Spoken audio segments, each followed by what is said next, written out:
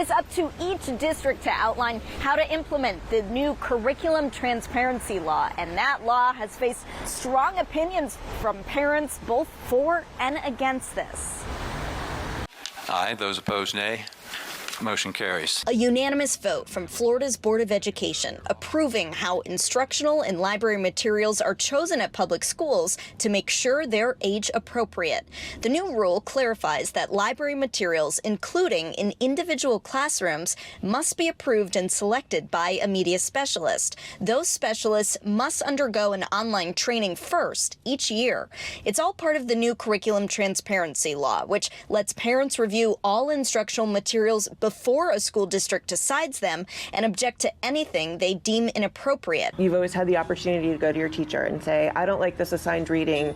The teacher will give you something else for your child to read in lieu of that. Jen Cousins co-founded the Florida Freedom to Read project with another Orange County mom. She feels this law leads to censoring books about marginalized communities since parents can deem them inappropriate based on their personal values.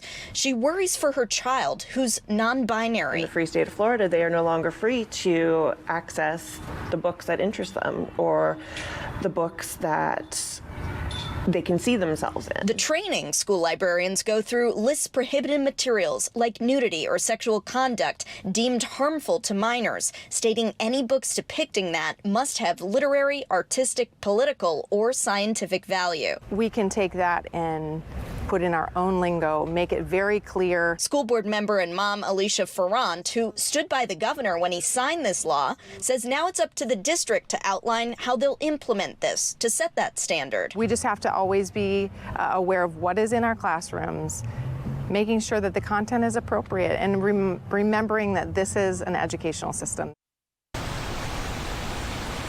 Now, the school board here is supposed to have another work session in the coming weeks to outline how they're going to implement this before it can eventually be voted on. A date for that, though, has not yet been set. Reporting live in Orlando, Rebecca Turco, Spectrum News.